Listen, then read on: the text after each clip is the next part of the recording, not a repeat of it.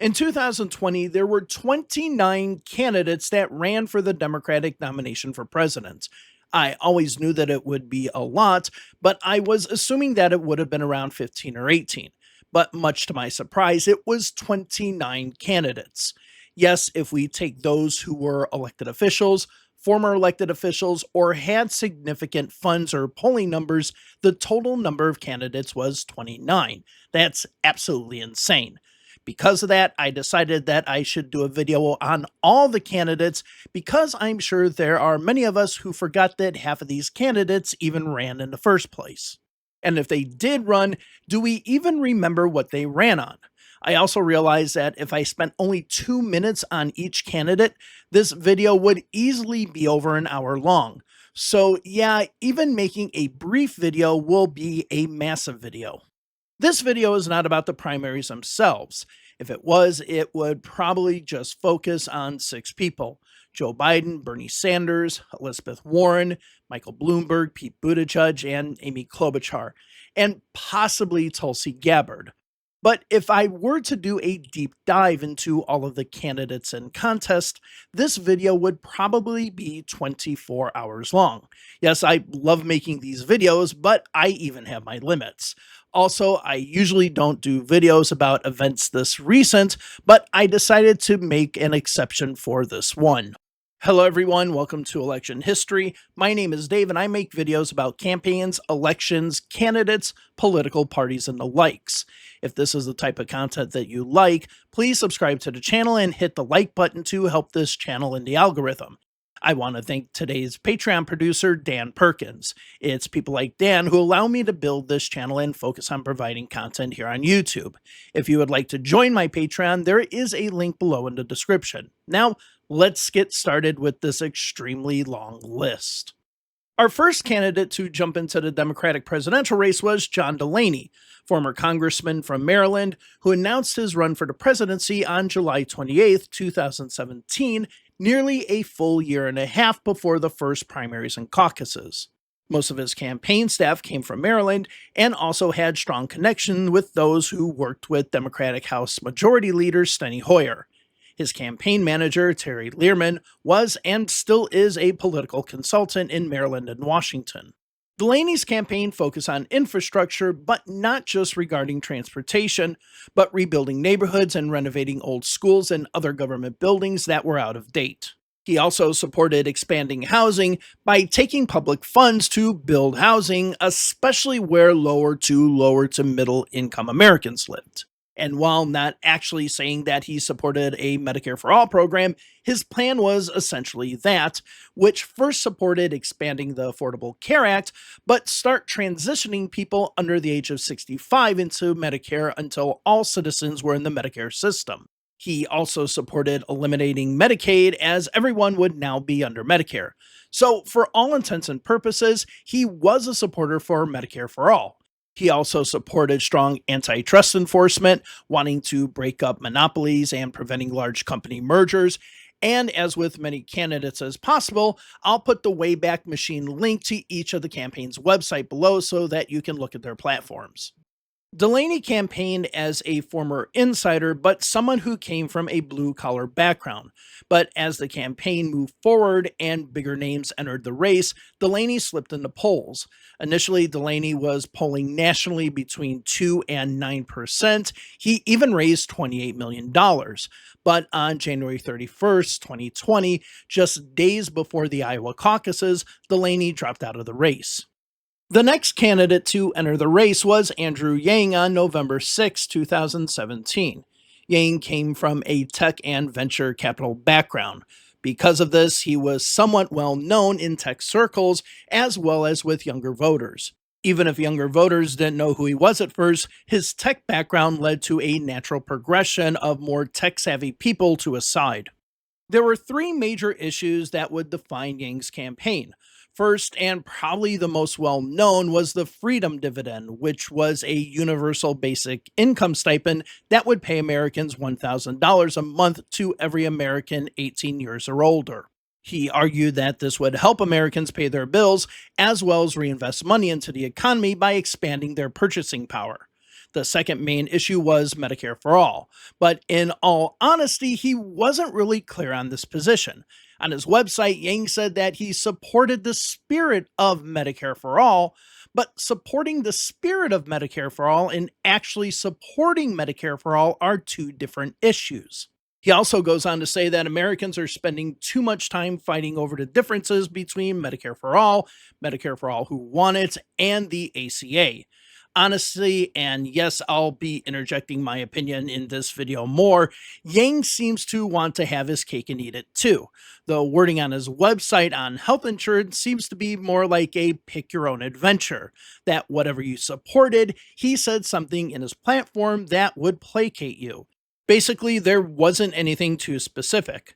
The third focus was something called human-centered capitalism, where capitalism was focused on improving humanity, not just maximizing profits.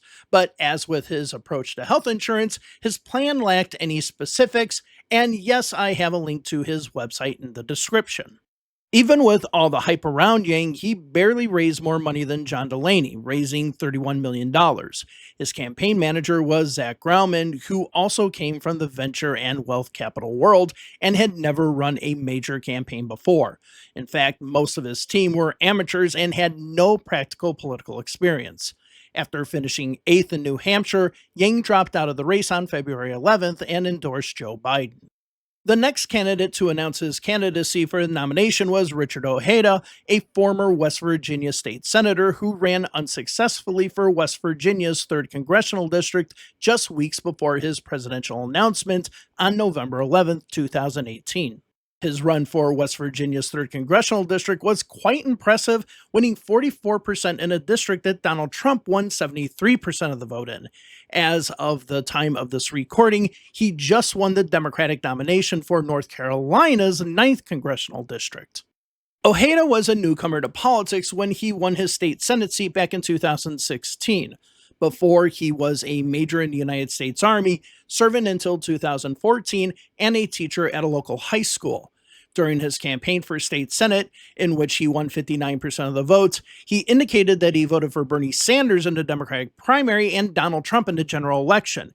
He was also severely physically beaten during his 2016 campaign by Jonathan Porter, who beat Ojeda with brass knuckles and tried to run him over with his car after someone asked for a bumper sticker to be put on their car. During his 2018 run for Congress, Ojeda gained national prominence with an appearance in Michael Moore's Fahrenheit 11/9. While that might have helped him in his congressional race, as the movie was released a few months before the 2018 general election, it did make him nationally known. With that, he made his announcement as a dark horse presidential candidate. While in the past he described himself as a socially conservative but economically liberal Democrat, he eventually changed, becoming significantly more liberal. He used to be pro-life with exceptions, but then became pro-choice. He was strongly for the coal industry previously, but then became a strong supporter of the Green New Deal. When it came to healthcare, he also supported Medicare for All. But his campaign went just beyond talking about the typical liberal or progressive issues. His campaign focused on talking about taking money out of politics, with small contributions funding his campaign. He even went out of the way to call 25 to 100 donors per day who gave $100 or less to his campaign to thank them. However, his campaign didn't last long. While Fahrenheit 11/9 did give him a popularity boost, his campaign lasted less than 2 months. He dropped out on January 25, 2019 to run for the U.S. Senate in West Virginia, where he lost the Democratic nomination. He would later endorse Joe Biden. Okay, so here we are, Tulsi Gabbard. I don't want to get into her Trump-era political career, but focus on what led up to her presidential run and the actual run itself. At the time, Gabbard was a Democratic member of Congress, but didn't run for re-election in 2020. But before her presidential run, Gabbard was the vice chair of the Democratic National Committee. At the time, she was seen as a rising star in the Democratic Party. But after she felt that the DNC was unfairly favoring Hillary Clinton against Bernie Sanders in the Democratic primary in 2016, she resigned as vice chair of the DNC in February of 2016 and endorsed Bernie Sanders. Going from being an insider to an outsider would eventually be the catalyst for her campaign. When it came to her campaign, let's be honest here, it was really only about two things. First, being against the United States being involved with any foreign wars and regime changes. She was against troops in Iraq and Afghanistan and opposed to sending them elsewhere. Second, she just wanted to shit on the Democratic Party. Her campaign seemed to be more about getting old scores settled against the Democrats and going after the party establishment. She was progressive on other issues as well, but she mostly focused on wars and the DNC. She even tried to sue Hillary Clinton for calling her a Russian agent, even though she spoke in favor of Russia's position in Syria. The lawsuit was eventually dropped, but accusations being a Russian asset continue to this day. I'll say accusations so that Gabbard doesn't sue me. Considering she was an outsider, she did perform well in New Hampshire with 3.3% of the votes, considering eventual nominee Joe Biden received only 8.4%. But in the next few contests, she barely would get anything. She did win 2 delegates from America Samoa, but that's about it. She dropped out of the race on March 19, 2020, and endorsed Joe Biden, who was basically assured the nomination by this time. However, she burned her bridges with the Democratic Party, and they didn't even invite her to speak at the convention, despite the fact that she had delegates at the convention. From there, well, let's just say that her political career had some interesting twists and turns. Julian Castro was the former mayor of San Antonio and Secretary of Housing and Urban Development, a department that was mostly created by Nelson Rockefeller while working for President Dwight D. Eisenhower. More about that in this video. Castro made his announcement in San Antonio on January 12, 2019. His brother, Congressman Joaquin Castro, was his campaign manager.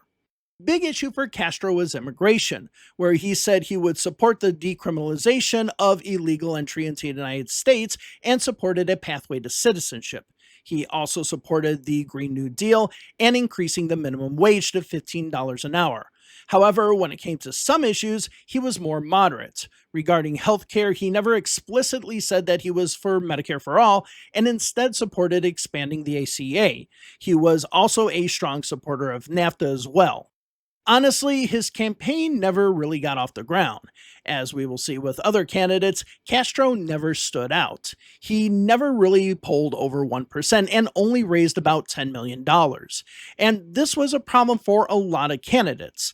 Unless you were independently rich, had strong name identification, or already had a strong electoral base, it was going to be impossible for candidates to distinguish themselves in a 29-candidate field. He would drop out before the Iowa caucus and endorse Elizabeth Warren, and eventually endorse Joe Biden once it was clear that he was the nominee. Marianne Williamson was mostly known for being a writer and Oprah Winfrey's spiritual advisor. Still, she had no political experience whatsoever. But unlike Julian Castro, she was somewhat known because of her writings and television appearances. She announced that she was running for the Democratic nomination on January 28, 2019. Now, yes, Williamson did have some stances on political issues, such as being for a $15 an hour minimum wage, supporting Medicare for all, and the Green New Deal. Overall, she was quite progressive. She even went beyond the traditional progressives, saying that she supported $100 billion in reparations for slavery. But even with these progressive views, she really didn't talk about them. I'm not joking when I say her campaign was based on good vibes. She had this approach of everyone must love each other, and that will lead to a better country. I mean, yeah, that does help. I'm not going to disagree with that, but it did seem like this was her main message, making for awkward moments in debates where it was just hard to understand where she was coming from. Even though she distinguished herself from the field, it wasn't enough. She only raised a little under $8 million. She dropped out right before the Iowa caucuses on January 10th, later endorsing Bernie Sanders on February 22nd. Once it was clear that Joe Biden was the nominee, she then endorsed Biden. Now, this is a name you might have heard of. Even though we know her quite well now, Kamala Harris was a newcomer to federal politics. She had only been in the U.S. Senate for 4 years, just like Barack Obama when he decided to run for president in 2008. But prior to being elected to the U.S. Senate, she was the Attorney General for California and a former state prosecutor before that. Once she came to the U.S. Senate, she became known for her fiery cross-examination in committees of Trump's nominees for key federal governmental positions. She made her intention to run for president known on January 21st, 2019 on Good Morning America, and officially launched her campaign on January 27th in front of 20,000 people in Oakland, California. Her campaign chair was her sister, Maya Harris, with her campaign manager being Juan Rodriguez, a senior advisor to Harris when she was the Attorney General. When it came to her political issues, she started off as a progressive, but somewhat backed off. For example, Harris was a co-sponsor of Medicare for All when she was in the U.S. Senate, but as the campaign moved forward, she started to back off Medicare for All and started speaking more about making the ACA stronger. As the Democratic primary debates dragged on, as there were already 5 by November 20th of 2019, she started moving more to the center on fiscal and economic issues and doubling down on identity politics, particularly abortion. But if there's one thing that people remember from Kamala Harris's primary, it was her attack on Joe Biden in the first debate, which put her in the spotlight. Harris won after Biden's opposition to busing and working with segregationists when he was a senator. Growing up, my sister and I had to deal with the neighbor who told us her parents couldn't play with us because we were black. And I will say also that in this campaign, we've also heard, and I'm going to now direct this at Vice President Biden, I do not believe you are a racist. And I agree with you when you commit yourself to the importance of finding common ground. But I also believe, and it's personal, and I was actually it was hurtful to hear you talk about the reputations of 2 United States senators who built their reputations and career on the segregation of race in this country. And it was not only that, but you also worked with them to oppose busing. And, there was a little girl in California who was part of the 2nd class to integrate her public schools.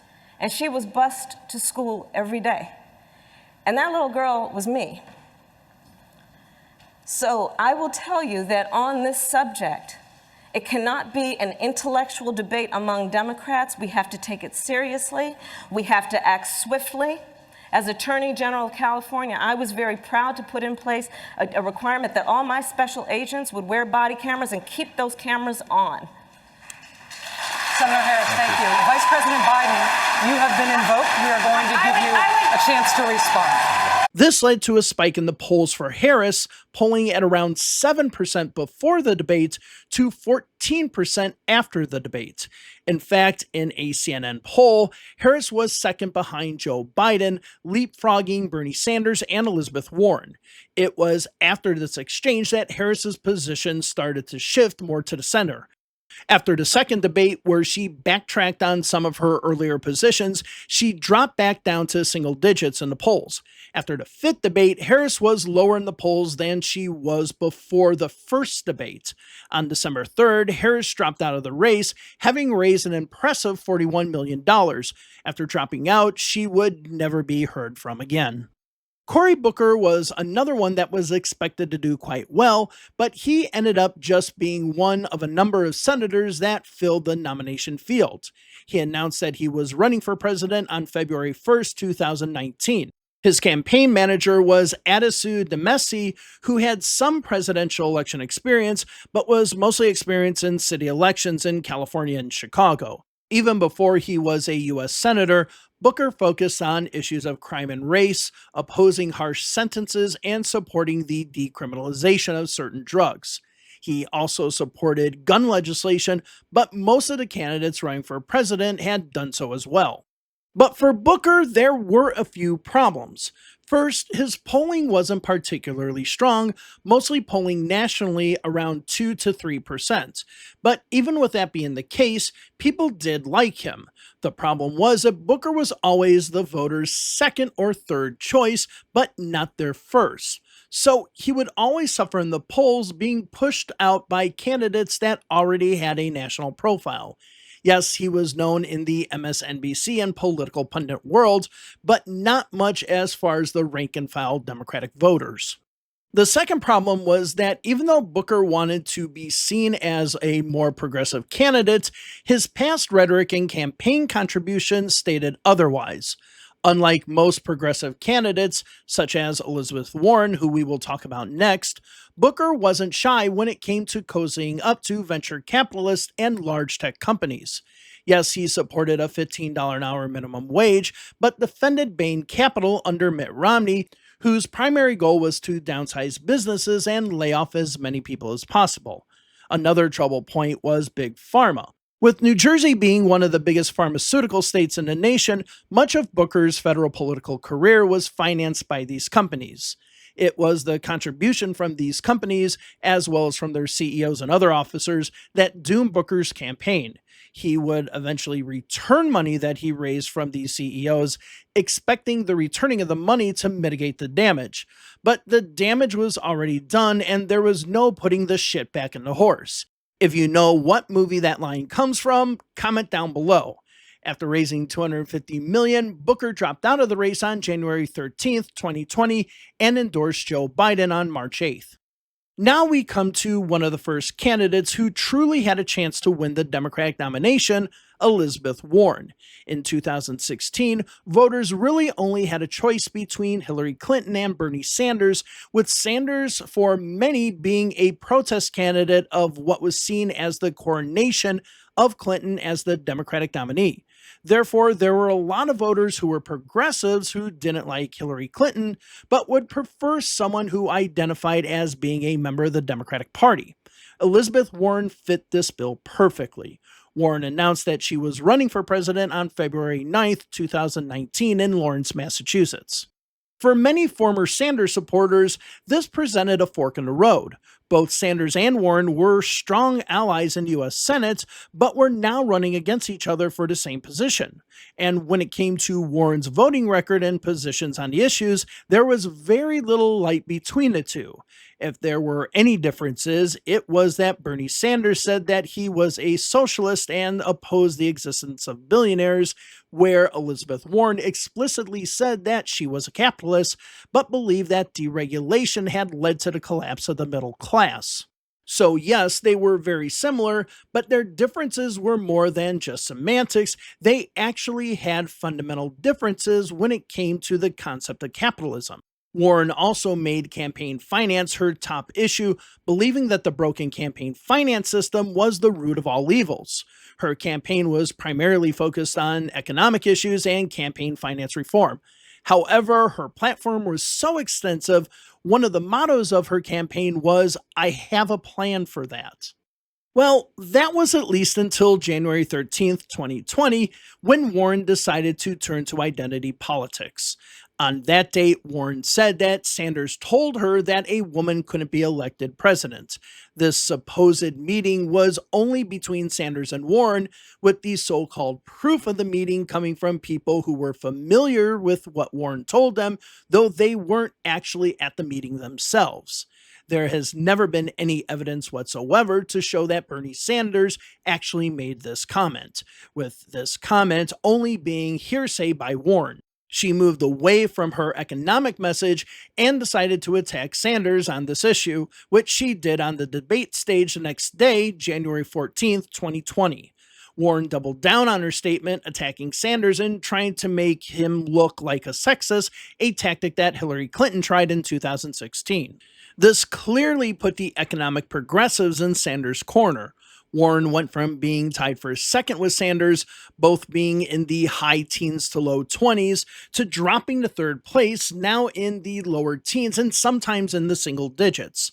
Sanders was now consistently between 20% and 27%. In Iowa, Warren finished a distant third behind Pete Buttigieg and Bernie Sanders. In her neighboring state of New Hampshire, Warren finished a distant fourth, with Amy Klobuchar grabbing third place. However, unlike the other candidates that we have talked about, Warren raised around $127 million and would be able to continue until Super Tuesday, which had her home state of Massachusetts. But by this time, it was a two-way race between Bernie Sanders and Joe Biden. Warren finished poorly in all the Super Tuesday states, finishing third in Massachusetts. She dropped out on March 5th and only endorsed Joe Biden after he already secured enough delegates for the nomination. If anything, Amy Klobuchar was the opposite of Cory Booker. While Booker was trying to act like a progressive but was moderate on many issues, Klobuchar tried to be the centrist candidate in the race, though she had a very liberal voting record. While she might not have supported Medicare for All, she did support the public option, which was what was being considered by President Obama before he went with the Heritage Foundation's Romney Care plan. I mean, let's be honest, that's what he did. During the campaign, she basically had the attitude of nothing can be done.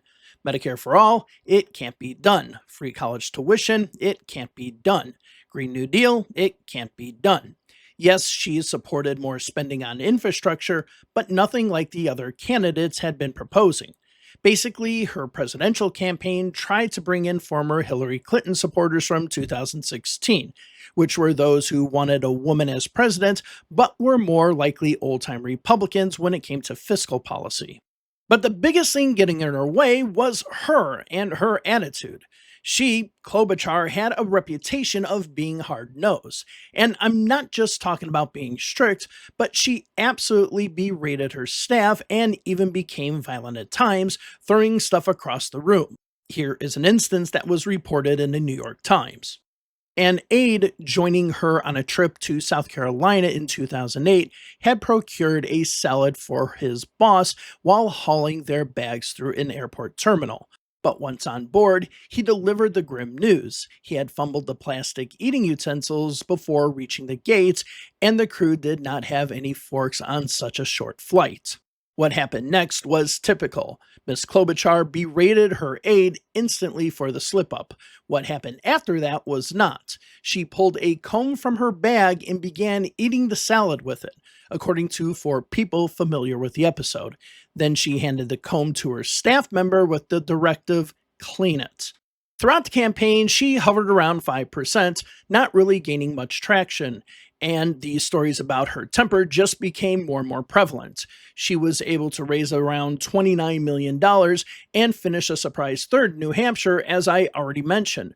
But with picking up no delegates in Nevada's caucuses and the South Carolina primary, she dropped out of the race on March 2nd, immediately endorsing Joe Biden. Now we've come to the campaign of Bernie Sanders. Of course, Sanders is the Democratic Socialist senator from Vermont and ran against Hillary Clinton for the Democratic nomination for president 4 years earlier. But for most of you watching this video, you probably already know about his political history and his political positions, so I won't be talking about those. What I will be focusing on is his campaign and how his 2020 structure was different than his 2016 structure. As I already mentioned when talking about Elizabeth Warren, there were questions as to whether Bernie supporters from 2016 were truly supporting his campaign, or simply those who voted for Bernie because he was the alternative to Hillary Clinton. When Sanders announced that he was running again on February 19, 2019, it seemed like both were the case.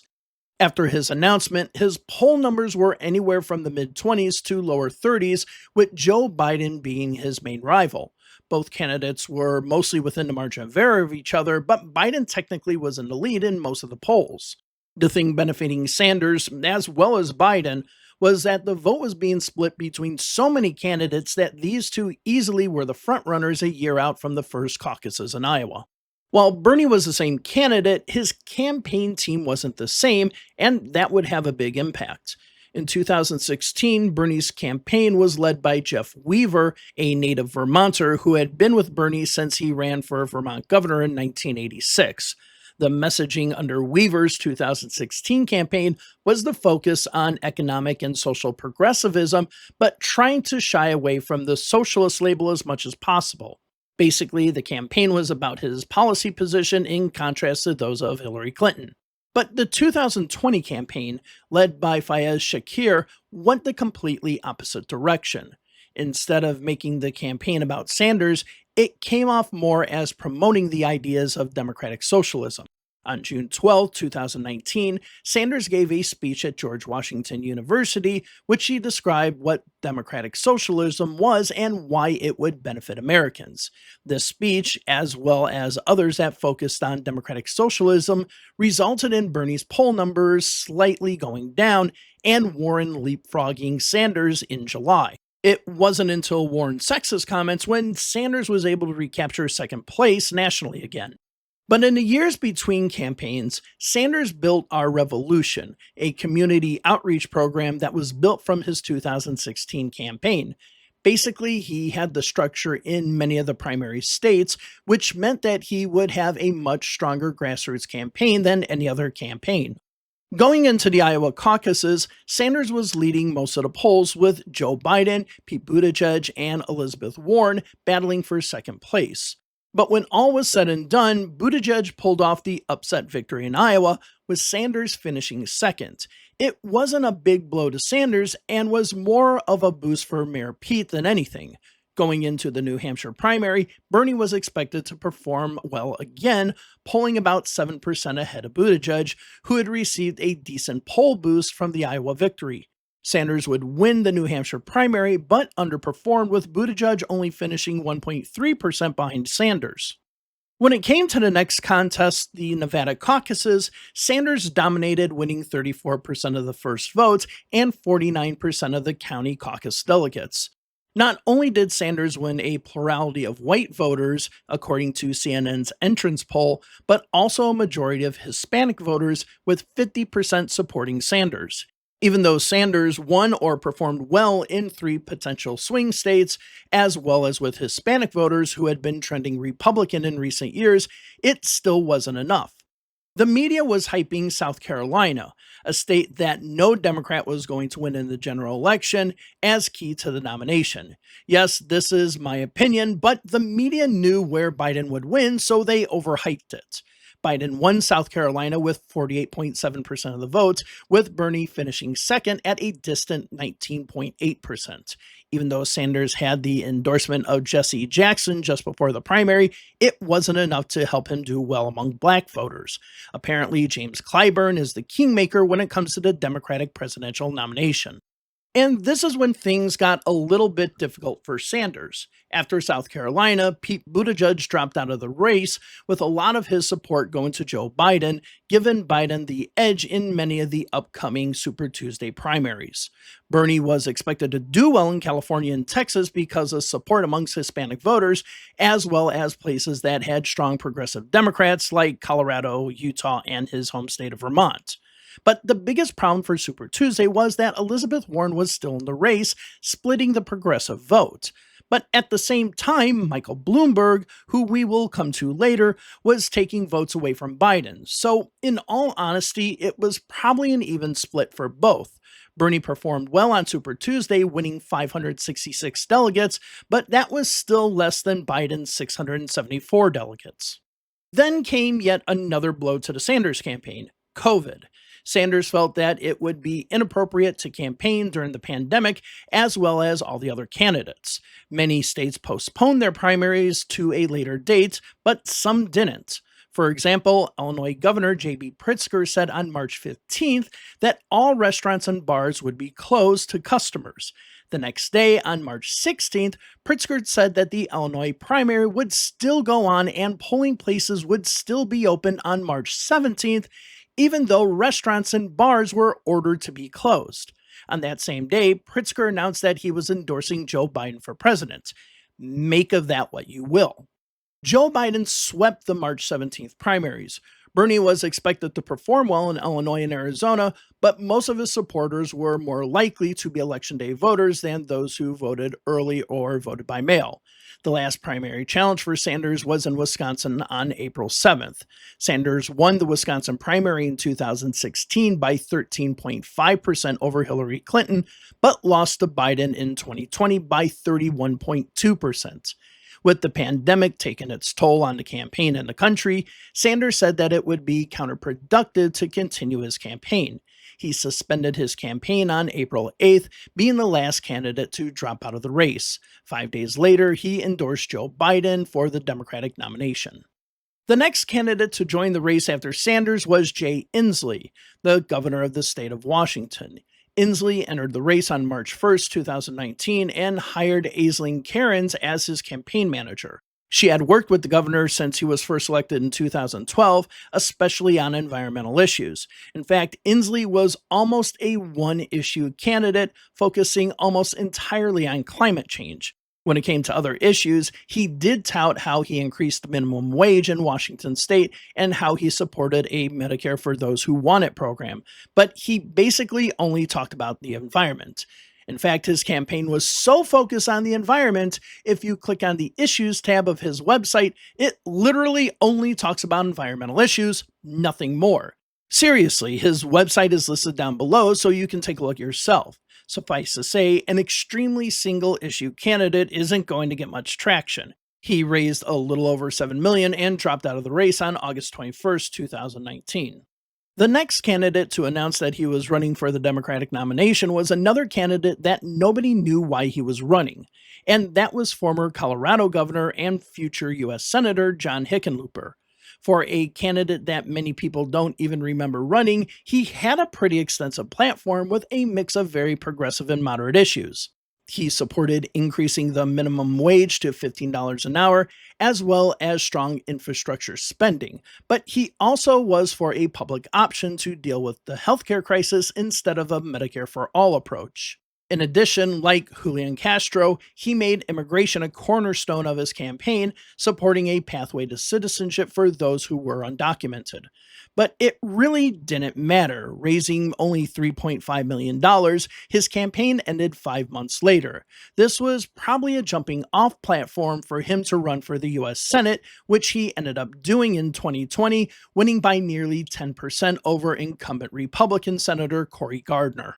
Another candidate that announced in March was Beto O'Rourke, a former member of Congress from El Paso. Prior to 2018, O'Rourke was barely known amongst the 435 members of Congress. But when he announced that he was running for the U.S. Senate against incumbent Senator Ted Cruz, he started a nationwide funding campaign that not only helped him gain money, but name recognition as well. Seriously, when I was living in Utah in 2017, I was getting ads on Facebook to donate to Beto O'Rourke. I had zero idea who he even was. But by November of 2018, everyone knew who he was, and he was on the verge of defeating Cruz. But in the end, Cruz won the election, but only by 2.5% over O'Rourke. Though he was no longer in Congress, this did put O'Rourke in the national spotlight. Fast forward 4 months later, and O'Rourke announced that he was running for president on March 14, 2019. His campaign manager was Jen O'Malley Dillon. Yes, that Jen O'Malley Dillon of disastrous Joe Biden and Kamala Harris fame, and easily one of the worst campaign managers in recent history, and ranks up there with the Ted Kennedy flunkies. Watch this video if you want to know what I mean. Anyway, O'Rourke's campaign had the similar hope and change feel of Barack Obama's 2008 campaign. And when it came to the issues, he was basically liberal, but never went into specifics. The only thing that he was more centrist on was healthcare, opposing a single-payer system and supporting a public option. However, all of this changed on August 3rd, 2019, when a gunman entered a Walmart in El Paso, Texas, targeting Hispanics, killing 23 people. It was at this point where O'Rourke's campaign message shifted entirely over to gun control and supporting an assault weapons ban. While he would eventually make this issue a passion, even after his presidential run, it didn't hurt or help him in the polls. He was only polling around 3 or 4% nationally. not being able to raise money like he did for the US Senate, only raising a little over 18 million, he dropped out of the race on November 1st, endorsing Biden in March of 2020. Okay, up to this point, I have tried to put the candidates in the order in which they announced, but since this list is so large, I think I made a mistake somewhere, so we're just going to start going through the candidates based on how I have my spreadsheets. And with that, we come to New York Senator Kirsten Gillibrand, who announced her run on March 17th, 2019. When it comes to Gillibrand's campaign, she was kind of the opposite of Amy Klobuchar. Gillibrand was someone who had a more moderate voting record in the U.S. House and Senate, being a member of the center-right Blue Dog Coalition when in the House, but then entered the campaign as a liberal, some might even argue progressive.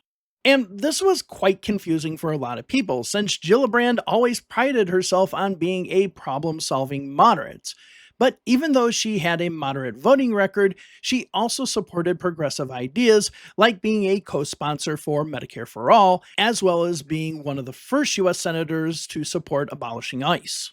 But if anything, Gillibrand was known for one thing, which was putting the Me Too movement on full throttle. She basically said that any acts were considered too much for her, which led to her calling for Minnesota Senator Al Franken to resign because of a photo that Gillibrand and other Me Too hardliners considered inappropriate. Franken did resign in January of 2018. But as 2020 approached, many thought that Gillibrand went too far and opposed her forceful position when it came to Franken, easily one of the most popular senators amongst Democratic voters. Her campaign would be defined by her treatment of Franken, and she never really caught on. While raising nearly $16 million, it wasn't enough, as she never, as far as I can see, polled over 1%. She dropped out of the presidential race on August 28, 2019. The candidate that most people probably don't remember was Wayne Messam, the mayor of Miramar, Florida. And that shouldn't be a surprise. I totally forgot that he was a candidate until doing the research for this video.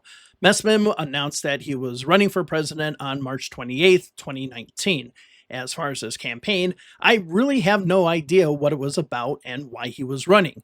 His campaign raised less than $100,000 and he didn't pay any staff. He wasn't on any debate stage because he was rarely included in any of the Democratic primary polls.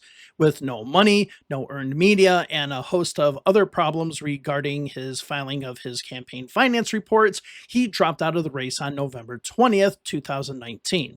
One person who found his way back into the presidential spotlight was Mike Gravel, who entered the presidential race on April 8, 2019. While this really didn't receive the attention that his 2008 run did, especially with his rock-throwing commercial, he still pushed on nonetheless.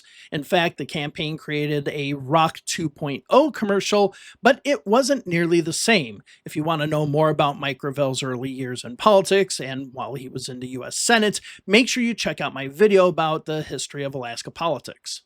His politics in 2020 weren't much different than they were in the 1970s. Many Gravel supporters don't know this, but he was an early supporter of the Vietnam War. Again, I talk about that in this video here. In 2020, his campaign was primarily focused on defunding the military-industrial complex, as well as political and campaign finance reform.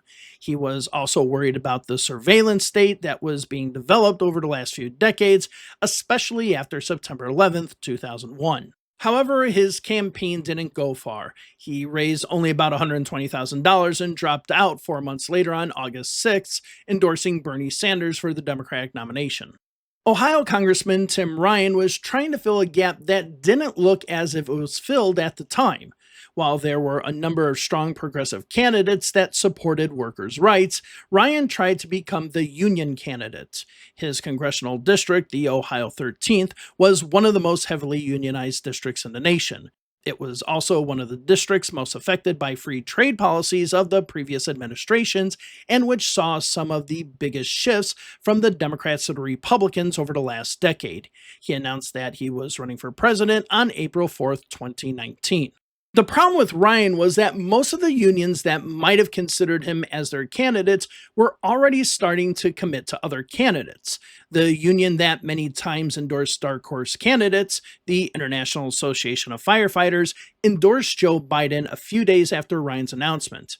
Before Ryan announced, the American Federation of State, County, and Municipal Employees, one of the largest unions in the nation, also endorsed Biden. And if Ryan wasn't able to get a big union on his side, he wouldn't be able to get money or votes. And that's exactly what happened. Only raising about $1.4 million and failing to get over 1% in any national polls, Ryan dropped out on October 24th, 2019. Another congressman to enter the race was California Congressman Eric Swalwell, making his announcement on March 19th, 2019. Swalwell had been making the MSNBC rounds for some time and therefore was known by your typical Rachel Maddow viewer. It seems like it was this popularity which made him a possible dark horse candidate for the nomination, or at least to be considered a vice presidential candidate. The reason I say this is because his campaign was extremely vague when it came to policy specifics.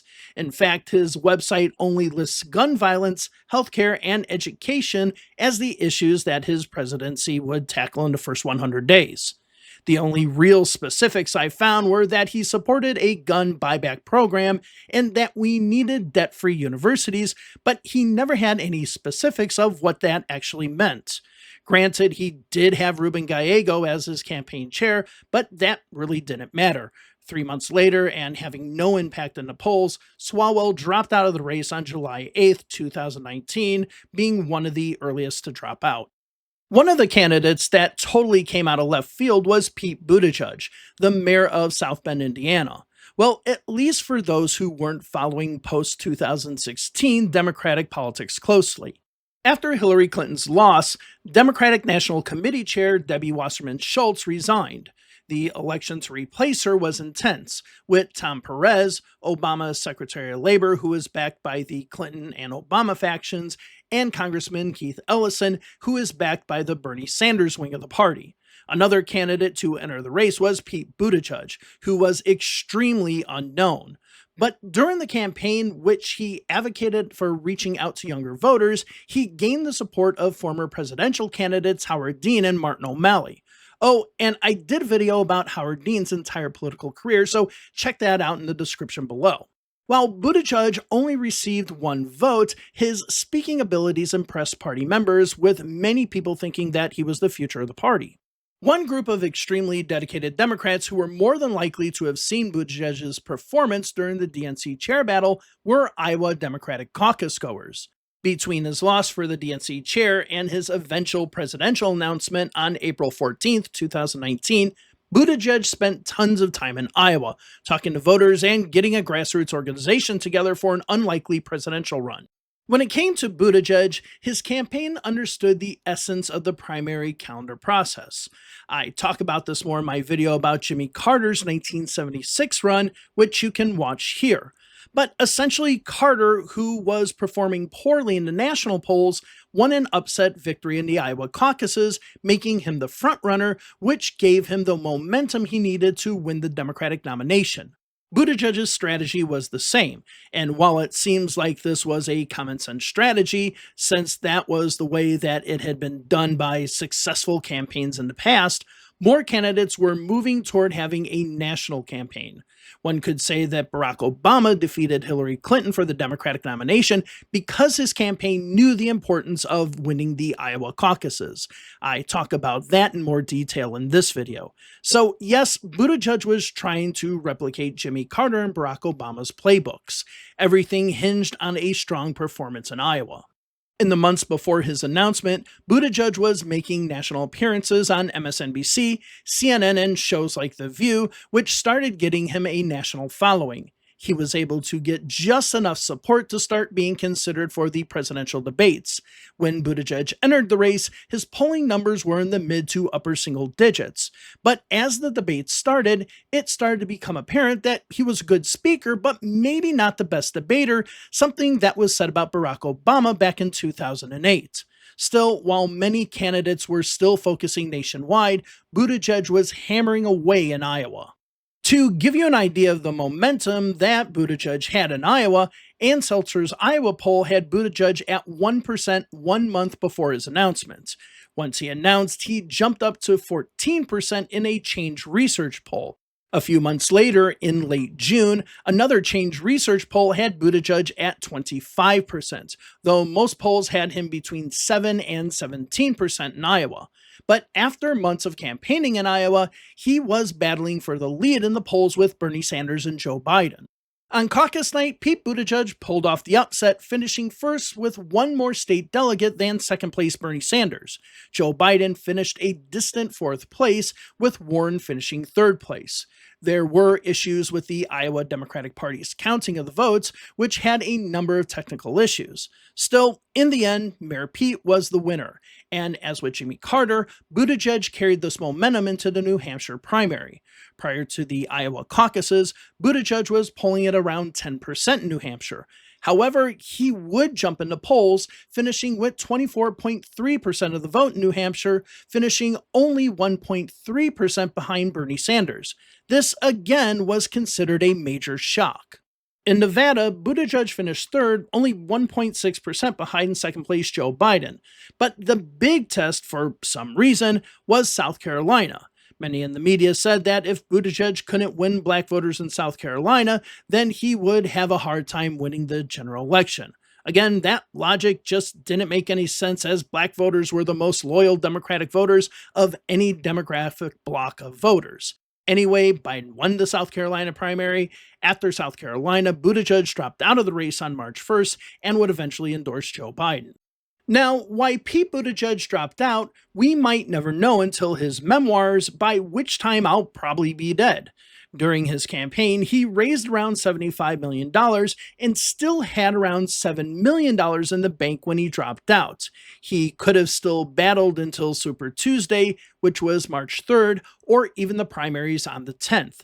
Essentially, had Buttigieg stayed in the race, he might have made it that no candidate could have reached a majority of the delegates and thus a brokered convention. Of course, Pete Buttigieg became Biden's Secretary of Transportation. I'm not going into speculations of what ifs, but comment down below if you think there might have been some reason why Mayor Pete dropped out. Seth Moulton, like Eric Swalwell, was another young, good-looking Democratic congressman who made his rounds on MSNBC. And as with Swalwell, nobody really knew why he was running, as he might have been gunning for the vice presidential slot. Anyway, he announced that he was running for president on April 22, 2019. While most of the popular candidates from the Northeast, Bernie Sanders and Elizabeth Warren, were liberal, he came off as a fiscal moderate and sometimes conservative. In fact, most of his campaign was focused on attacking both, but particularly Sanders. Moulton seems to support large tech monopolies and opposed Warren's proposal to break up the big tech companies. Essentially, he came across as the corporatist that both Warren and Sanders were warning voters about. Overall, he didn't do well. He raised just over $2 million, never received over 2% in any poll, and he dropped out on August 23rd, eventually endorsing Joe Biden in January of 2020. Now we've come to Joe Biden. Honestly, I'm not going to say a lot about Joe Biden's results because I covered those a lot when talking about Bernie Sanders and other candidates. However, we will talk about his campaign. Of course, Biden was easily the most qualified candidate in the field, having served in the U.S. Senate for decades before serving 8 years as vice president under Barack Obama. Many thought that Biden would enter the race for the Democratic nomination in 2016. But with Hillary dominating the polls, even when Biden was added, he decided not to enter the race, but also not to endorse anyone until the nominee was determined. Of course, with the defeat of Hillary Clinton in the general election, Biden was easily considered the frontrunner for the nomination. While not officially announcing until April 25, 2019, he had already been raising money for the run since 2017. When Biden made his announcement, he said that it was because of the terrible events in Charlottesville, Virginia, where a white supremacist rally turned violent, killing a counter-protester, that he decided that he was going to run for president. First, let's look at Biden's campaign team. At first, his campaign had two co-campaign managers, Greg Schultz, who worked as a senior advisor for Biden when he was vice president, and Anita Dunn, who mostly worked as a communications campaign strategist and who worked for Obama during his presidential runs. Both of them would be replaced by Jen O'Malley Dillon in April 2020 after Bernie Sanders had dropped out of the race. Speaking of Sanders, Simone Sanders, who was actually Bernie Sanders' press secretary in 2016, joined Biden's team as an advisor. Another senior advisor was Ron Klain, who worked with Bill Clinton, Barack Obama, and was chief of staff for Vice Presidents Al Gore and Joe Biden. In fact, it was Klain who oversaw the 2000 Florida recount on Gore's behalf and is the character that Kevin Spacey plays in the movie Recount. If you haven't seen that movie, I highly recommend it. It is the main reason I probably won't do a video about the 2000 recount because everything you need to know is in that movie. Of course, Biden ran on his experience, but was also pretty liberal when it came to most of the issues. However, the issues that he talked about the most were codifying an abortion law that would make the practice legal nationwide, building a massive infrastructure program that mostly included repairing the country's crumbling infrastructure, as well as expanding Amtrak, and embracing most of the Green New Deal, even though he didn't specifically support the Green New Deal itself. Along with saying that the Charlottesville incident was his main reason for running, his coalition consisted of what could be described as the traditional core of the Democratic Party. He appealed to liberal female voters because of his strong rhetoric on abortion, unions for his proposed infrastructure overhaul, and black voters because of his comments on race. Yes, that last one took a hit when Kamala Harris went after Biden regarding busing, but he was able to hold on.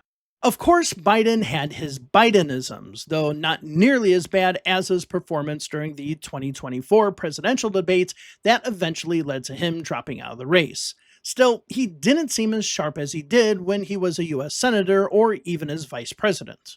Remember, this run was 3 years removed from his years in the White House. Still, when it came to giving a prepared speech, he did hold his own and performed well enough in the debates.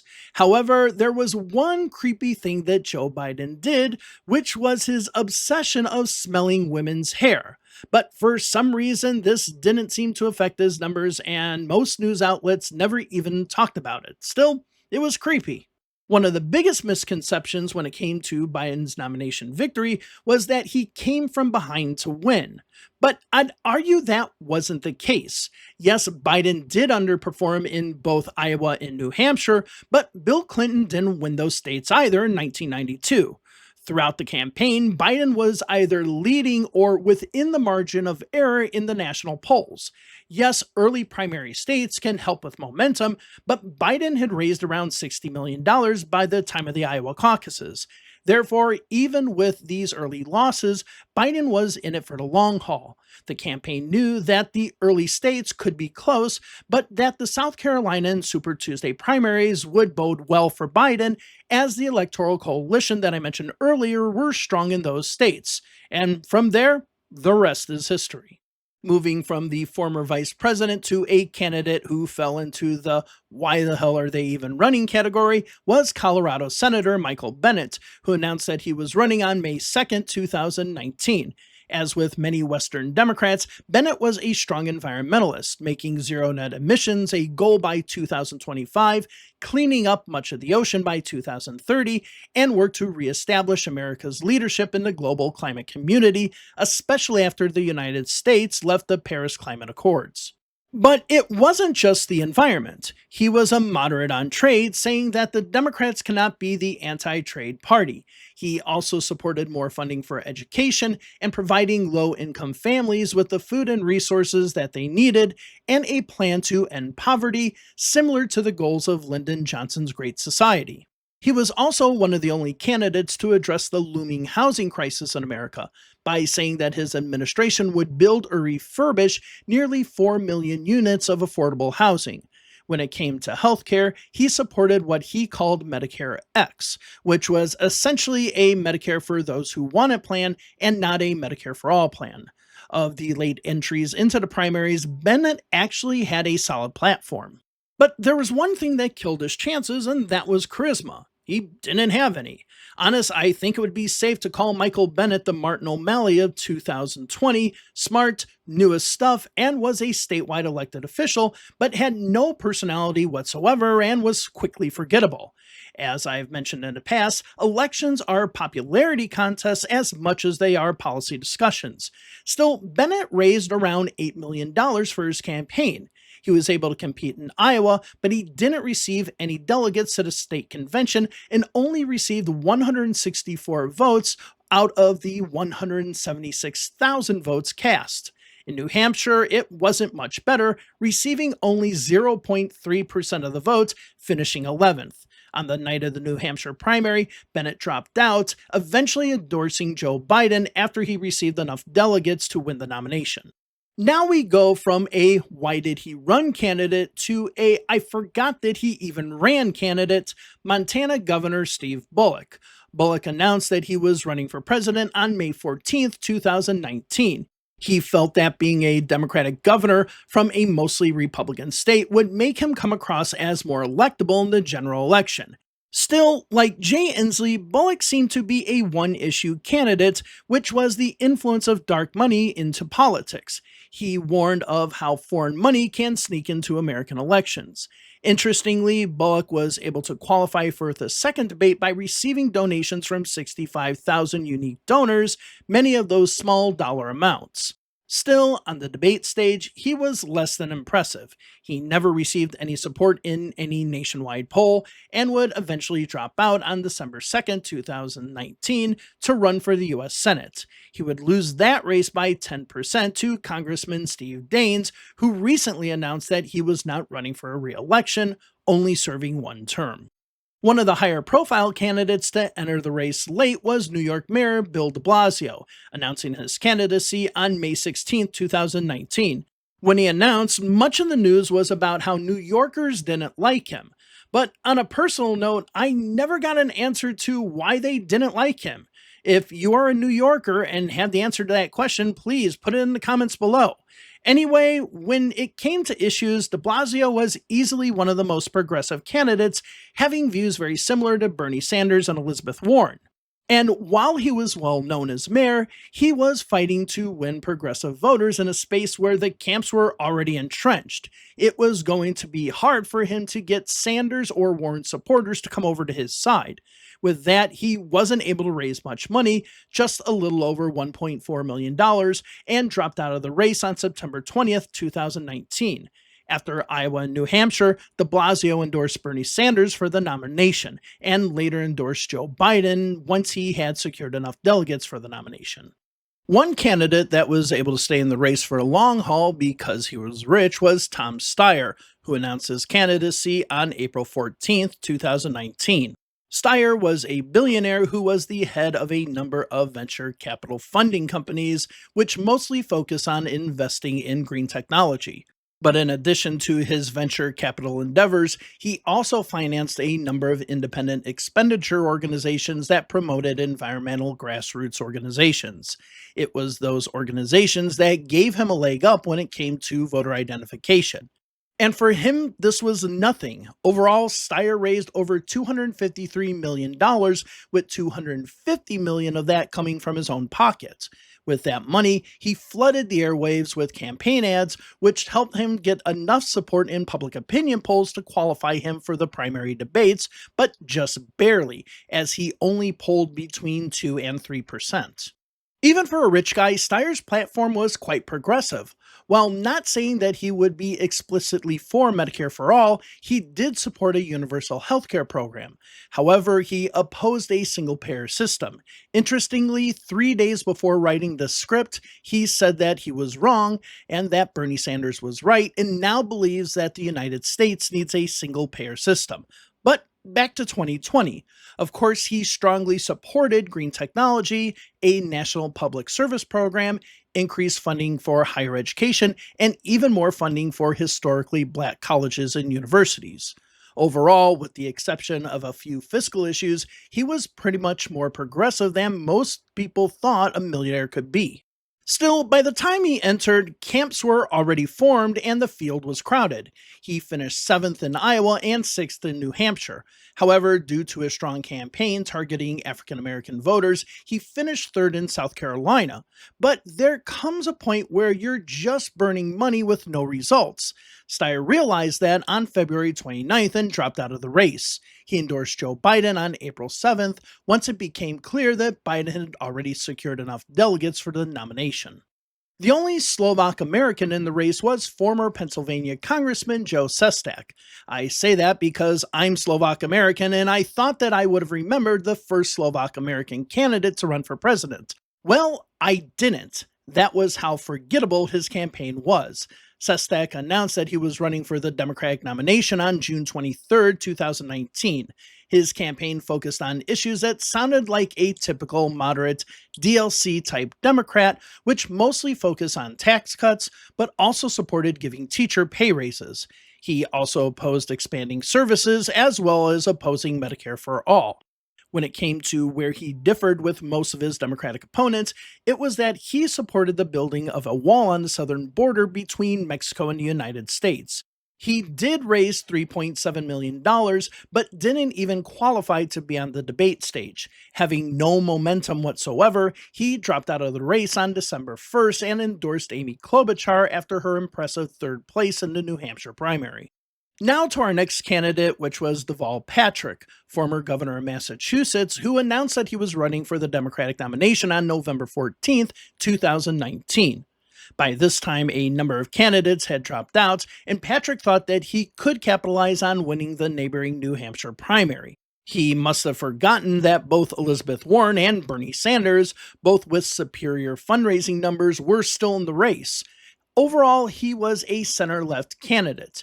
He was opposed to Medicare for all, but supported expanding the ACA, as well as implementing a public option. He also supported free education all the way up to the 2nd year of college, which was more progressive than a lot of his opponents. He also supported a strong infrastructure program, advocating for a high-speed rail program. And how would this all be paid for? Well, he supported a 25% corporate tax and removing corporate loopholes. As I already mentioned, Patrick was the former governor of Massachusetts. Once he left that position in 2015, he immediately worked for Bain Capital. Remember the company I mentioned earlier that Mitt Romney worked for, whose main goal was to downsize companies and lay off employees. Yeah, Deval Patrick worked for them after the campaign. Regardless of what his positions were, the fact that he joined Bain Capital immediately sank his campaign. In fact, almost all of the media attention was focused entirely on his Bain Capital ties and not to his presidential campaign. However, he did compete in Iowa, winning 9 votes. Yes, you heard that right. In the caucus initial vote, he won 9 out of over 176,000 votes cast. But, as I mentioned earlier, in New Hampshire, that was his make-or-break moment. Well, he broke, only winning 0.4% of the vote and finishing 10th. After being in the race for only 3 months and raising a little over $2 million, Patrick dropped out of the race on February 12th and endorsed Biden less than a month later after Elizabeth Warren dropped out of the race. And finally, we've come to our 29th candidate. Billionaire Michael Bloomberg, the former Republican and independent mayor of New York, now running as a Democrat for the Democratic nomination for president. Bloomberg would announce his intention to run for the presidency significantly later than other candidates, making his announcement on November 24, 2019, less than 2 months before the Iowa caucuses. His campaign manager was Kevin Sheekey, who worked with Bloomberg for over 20 years and ran his campaigns for New York mayor. Bloomberg appealed to 3 groups. First, he appealed to those who worried about Sanders being nominated because he was too progressive, or Biden being nominated because, well, he was Biden and had a tendency to put his foot in his mouth or sniff women's hair. This led to the second group of people who wanted someone who they thought was electable and saw Bloomberg as a moderate who could bring hesitant Republicans into the fold. Finally, there were those who wanted Bloomberg because he would spend a boatload of money in this campaign. During his campaign, Bloomberg spent over $1 billion of his own money. Yes, you heard that right, $1 billion. Seriously, I should do a video about how much candidates pay for each vote, because this had to be one of the worst return on investments in political history. Anyway, when it came to the issues, Bloomberg mostly focused on gun control and climate change, wanting to get rid of coal-fired power stations. But interestingly, he supported other progressive issues as well, such as a federal funding of community colleges to offer free tuition, supporting a $15 minimum wage, and a healthcare system that would put those who didn't have private insurance into Medicare. So yes, even though he was a former Republican, he was much more liberal than people give him credit for. So what did spending all that money give him? American Samoa. Literally, that's it. That's the only primary that he won.